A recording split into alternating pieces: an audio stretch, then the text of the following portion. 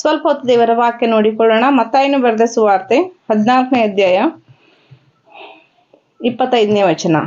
ರಾತ್ರಿಯ 4ನೇ ಜಾವದಲ್ಲಿ ಯೇಸು ಸಮುದ್ರದ ಮೇಲೆ ನಡೆದು ಅವರ ಕಡೆಗೆ ಬಂದನು. ಸಮುದ್ರದ ಮೇಲೆ ನಡೆಯುವ ಆತನನ್ನು ಶಿಷ್ಯರು ನೋಡಿ ಭೂತವೆಂದು ತತ್ತರಿಸಿ ಭಯದಿಂದ ಕೂಗಿದರು. ಹಲ್ಲೆಲೂಯಾ. ಕರ್ತನಲ್ಲಿ ಪ್ರಿಯರೇ, ಯೇಸು ಕ್ರಿಸ್ತನು 5,000 ಜನರಿಗೆ ಊಟ ಬಡಿಸಿದ ನಂತರ ಶಿಷ್ಯರಿಗೆ, ನೀವು ದೋಣಿಯನ್ನು ಹತ್ತಿ ಆಚೆ ಕಡೆಗೆ ಹೋಗ್ರಿ ಅಂತ ಹೇಳಿ ಬೆಟ್ಟವನ್ನೇರಿ ಪ್ರಾರ್ಥನೆ ಮಾಡಿ, ರಾತ್ರಿಯೆಲ್ಲ ಪ್ರಾರ್ಥನೆ ಮಾಡಿ ನಸುಕಿನಲ್ಲಿ 4ನೇ ಜಾವದಲ್ಲಿ ಸಮುದ್ರದ ಮೇಲೆ ನಡೆದು ಶಿಷ್ಯರ ಬಳಿಗೆ ಬರುವಾಗ, ಶಿಷ್ಯರು ಭಯಪಡುವಂತ ಸಮಯದಲ್ಲಿ, ಭೂತವೆಂದು ಭಯಪಡುವಾಗ, ಆತನ ಗುರುತನ್ನು ಹಿಡಿಯದೆ ಅಯ್ಯೋ ನಮ್ಮ ಕಡೆ ಭೂತ ಬರ್ತಾ ಇರಬಹುದು ಎಂದು ಭಯದಿಂದ ಕೂಗುವಾಗ ದೇವರವರಿಗೆ ಮಾತಾಡಿ ಹೇಳ್ತಾ ಇದ್ದಾನೆ, ಅಂಜಬೇಡ್ರಿ, ಭಯಪಡಬೇಡ್ರಿ, ನಾನೇ ಎಂದು ಹೇಳಿದ್ದನು.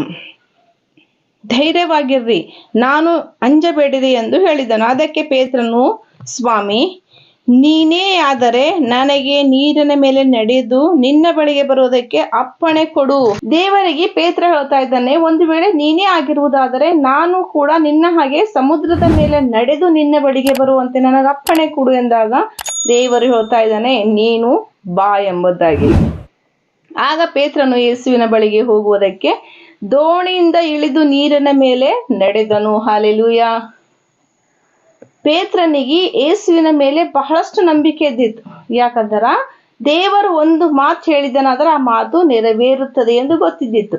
ನೀನು ಬಾ ಎಂದಾಗ ನಾನು ಮುಳುಗ್ತೇನೋ, ನಾನು ಸಾಯ್ತೆ ಅಂತಕ್ಕಂಥ ಆಲೋಚನೆ ಅವನಲ್ಲಿ ಬರದಂತೆ ದೇವರನ್ನು ದೃಷ್ಟಿಸಿ ನೋಡುತ್ತಾ ಯೇಸು ಹೇಳಿದ್ದಾನೆ, ನಾನು ಕೂಡ ನಡೀತೇನೆ ಎಂಬುವ ಭರವಸೆಯಿಂದ, ನಂಬಿಕೆಯಿಂದ ನೀರಿನ ಮೇಲೆ ಕಾಲನ್ನು ಇಟ್ಟಿದ್ದಾನೆ ಎಂಬುದಾಗಿ ನೋಡುತ್ತೇವೆ.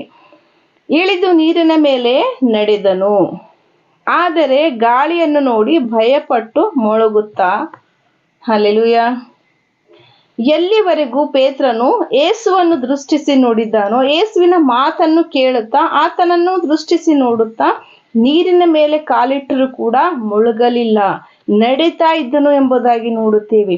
ಯಾವಾಗ ಪೇತ್ರನು ಗಾಳಿಯನ್ನು ನೋಡಿ ಭಯಪಟ್ಟು ಮುಳುಗುತ್ತಾ, ಸ್ವಾಮಿ ನನ್ನನ್ನು ಕಾಪಾಡು ಎಂದು ಕೂಗಿಕೊಂಡನು. ಹಲ್ಲೆಲೂಯಾ. ಯೇಸುವನ್ನು ನೋಡುವಾಗ, ಆತನನ್ನು ದೃಷ್ಟಿಸುವಾಗ ಪೇತ್ರನು ಮುಳುಗಲಿಲ್ಲ ಎಂದು ನೋಡುತ್ತೇವೆ. ಕರ್ತನಲ್ಲಿ ಪ್ರಿಯರೇ, ಯಾವಾಗ ಗಾಳಿಯನ್ನು, ಸಮುದ್ರವನ್ನು ನೋಡಿದನು, ಮುಳುಗುವುದಕ್ಕೆ ಪ್ರಾರಂಭ ಮಾಡಿದ್ದಾನೆ. ಈ ಲೋಕದಲ್ಲಿ ನಾವಿದ್ದುಕೊಂಡು ದೇವರನ್ನು ದೃಷ್ಟಿಸಿ ಆತನ ಮೇಲೆ ನಂಬಿಕೆ ಇಟ್ಟು ನಾವು ಬದುಕುವುದಾದರೆ ನಾವು ಈ ಲೋಕದಲ್ಲಿ ಮುಳುಗಿ ಹೋಗುವುದಿಲ್ಲ, ಬಿದ್ದು ಹೋಗುವುದಿಲ್ಲ.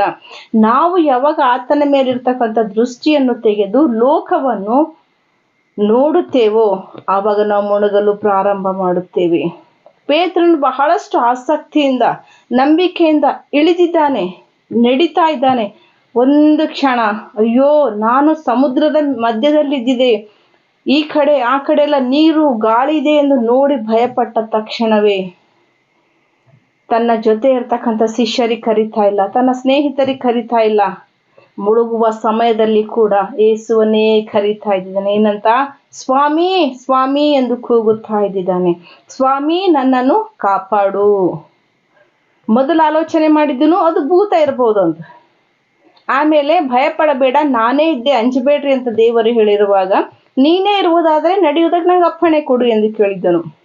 ಯೇಸು ಕ್ರಿಸ್ತನು ಬಾ ಎಂದು ಹೇಳಿದಾಗ ನಡೆದು ಸಮುದ್ರವನ್ನು, ಗಾಳಿಯನ್ನು ನೋಡಿ ಭಯಪಟ್ಟು ಮುಳುಗುವಾಗ ಮತ್ತೆ ದೇವರನ್ನೇ ಕೂಗ್ತಾ ಇದ್ದಾನೆ, ಸ್ವಾಮಿ ನನ್ನನ್ನು ಕಾಪಾಡು ಎಂಬುದಾಗಿ.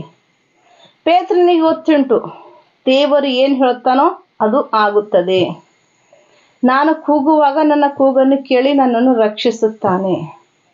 ನನ್ನ ಸ್ನೇಹಿತರು ನನ್ನನ್ನು ರಕ್ಷಿಸ್ಲಕ್ಕೆ ಬರ್ತಾರೋ ಇಲ್ಲೋ ಗೊತ್ತಿಲ್ಲ, ಆದರೆ ನನ್ನ ಸ್ವಾಮಿಯನ್ನು ನಾನು ಕರೆಯುವುದಾದರೆ ಆತನು ನನ್ನನ್ನು ರಕ್ಷಿಸುತ್ತಾನೆ ಎಂಬುದಾಗಿ. ಈ ಲೋಕದಲ್ಲಿ ನಡೆಯುವಾಗ ನಾವು ಕೇವಲ ಕರ್ತನನ್ನೇ ದೃಷ್ಟಿಸಿ ನೋಡ್ಬೇಕು, ಆತನ ಶಿಲುಬೆಯನ್ನೇ ದೃಷ್ಟಿಸಿ ನೋಡ್ಬೇಕು, ಆತನು ತೋರಿಸ್ತಕ್ಕಂಥ ಪ್ರೀತಿಯನ್ನೇ ಧ್ಯಾನಿಸುವಂಥವರಾಗಿರ್ಬೇಕು, ಆತನು ನಮಗೋಸ್ಕರ ಮಾಡಿರ್ತಕ್ಕಂಥ ತ್ಯಾಗವನ್ನು ನಾವು ನೆನೆಸುವಂಥವರಾಗಿರಬೇಕು. ಆವಾಗ ನಾವು ಈ ಲೋಕದಲ್ಲಿ ಮುಳುಗಿ ಹೋಗುವುದಿಲ್ಲ. ನಾವು ಯಾವಾಗ ದೇವರ ಮೇಲೆ ನಮ್ಮ ಕಣ್ಣ ದೃಷ್ಟಿಯನ್ನು ತೆಗಿತೇವೋ, ಯಾವಾಗ ನಾವು ಕರ್ತನನ್ನು ದೃಷ್ಟಿಸುವುದನ್ನು ಬಿಟ್ಟು, ಶಿಲುಬೆಯನ್ನು ದೃಷ್ಟಿಸುವುದನ್ನು ಬಿಟ್ಟು ಈ ಲೋಕದ ಆಡಂಬರವನ್ನು ನೋಡುತ್ತೇವೋ, ತಕ್ಷಣ ನಾವು ಮುಳುಗಿ ಹೋಗುತ್ತೇವೆ. ಅನೇಕ ಸಾರಿ ಕರ್ತನಲ್ಲಿ ಪ್ರಿಯರೇ ಸ್ಥಿರವಾಗಿ ನಿಲ್ಲಬೇಕು, ದೇವರೊಟ್ಟಿಗೆ ಇರಬೇಕು, ದೇವರ ಸಹವಾಸದಲ್ಲಿರಬೇಕು, ದೇವರನ್ನೇ ಸೇವಿಸ್ಬೇಕಂತ ಬಹಳಷ್ಟು ಜನರು ಪ್ರಯಾಸ ಪಡ್ತೇವೆ. ಆದ್ರೆ ಕೆಲವೊಂದು ಸಾರಿ ಕುಟುಂಬದಲ್ಲಿ ಬರ್ತಕ್ಕಂಥ ಸಮಸ್ಯೆಗಳ ನಿಮಿತ್ತವಾಗಿರ್ಬೋದು, ಆರ್ಥಿಕ ಸಮಸ್ಯೆಗಳ ವಿಷಯದಲ್ಲಾಗಿರ್ಬೋದು, ಹೆಲ್ತ್ ವಿಷಯದಲ್ಲಾಗಿರ್ಬೋದು, ಅನೇಕ ರೀತಿಯಿಂದ ನಮಗೆ ಶೋಧನೆಗಳು ಬಂದಾಗ, ಬಿರುಗಾಳಿ, ಸಮುದ್ರ ಇಂಥವುಗಳು ನಮ್ಮ ಜೀವಿತದಲ್ಲಿ ಬಂದಿದ್ದಾಗ ಪೇತ್ರನು ಯಾವ ರೀತಿಯಿಂದ ಅದನ್ನು ನೋಡಿ ಭಯಪಟ್ಟಿದ್ದಾನೋ, ನಾವು ಕೂಡ ಅನೇಕ ಸಾರಿ ಬರ್ತಕ್ಕಂಥ ಸಮಸ್ಯೆಗಳನ್ನು, ಚಿಂತೆಗಳನ್ನು, ದುಃಖಗಳನ್ನು, ರೋಗಗಳನ್ನು ನೋಡಿ, ಕೊರತೆಗಳನ್ನು ನೋಡಿ, ವೈರಿಗಳನ್ನು ನೋಡಿ, ನಮ್ಮನ್ನು ನಿಂದಿಸುವವರು ನೋಡಿ ಭಯ ಪಡುತ್ತೇವೆ. ಆದರೆ ಭಯದಲ್ಲಿಯೂ ಕೂಡ ಪೇತ್ರನು ಯಾವ ರೀತಿಯಿಂದ ಯೇಸುವನ್ನು ಕರೆದಿದ್ದಾನೋ, ಸ್ವಾಮಿ ಕಾಪಾಡು ಎಂಬುದಾಗಿ, ಅದೇ ತರ ನಾವು ಕೂಡ ನಮ್ಮ ರಕ್ಷಕನನ್ನು ಕರೆಯುವುದಾದರೆ ಆತನು ಕೈ ಹಿಡಿದು ನಮ್ಮನ್ನು ನಡೆಸಲು ಶಕ್ತನಾಗಿದ್ದಾನೆ. ಕರ್ತನಲ್ಲಿ ಪ್ರಿಯರೇ, ಸ್ವಾಮಿ ನನ್ನನ್ನು ಕಾಪಾಡು ಎಂದು ಕೂಗಿಕೊಂಡನು. ಆ ಕ್ಷಣವೇ ಯೇಸು ಕೈ ಚಾಚಿ ಅವನನ್ನು ಹಿಡಿದು ಮೇಲೆತ್ತಿದ್ದಾನೆ, ದೋಣಿಯಲ್ಲಿ ಸೇರಿಸಿದ್ದಾನೆ ಅವನನ್ನು.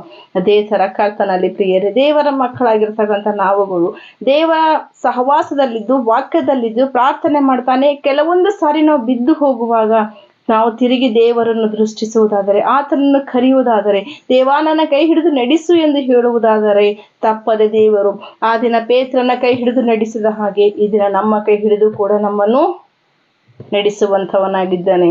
ಪೇತ್ರನ ಎತ್ತಿ ಅವನನ್ನು ಯಾವ ರೀತಿಯಿಂದ ದೋಣಿಯಲ್ಲಿ ಸೇರಿಸಿದನು, ಅದೇ ತರ ನಮ್ಮನ್ನು ಈ ಲೋಕದೊಳಗಿಂದ ಎತ್ತಿ ಪರಲೋಕಕ್ಕೆ ಸೇರಿಸಲು ಶಕ್ತನಾಗಿದ್ದಾನೆ. ಕರ್ತನಲ್ಲಿ ಪ್ರಿಯರೇ, ಪೇತ್ರನು ಯಾವ ರೀತಿಯಿಂದ ಇಕ್ಕಟ್ಟಿನಲ್ಲಿ, ಕಷ್ಟದಲ್ಲಿ, ದುಃಖದಲ್ಲಿ ದೇವರಿಗೆ ಮೊರೆ ಇಟ್ಟಿದ್ದಾನೋ, ದೇವರ ಹೆಸರೆತ್ತಿ ಕೂಗಿದ್ದಾನೋ, ಯೇಸುವೇ ರಕ್ಷಕನೇ ನನ್ನನ್ನು ಕರುಣಿಸು, ನನ್ನನ್ನು ಕಾಪಾಡು ಎಂದು ಹೇಳಿದ್ದನು.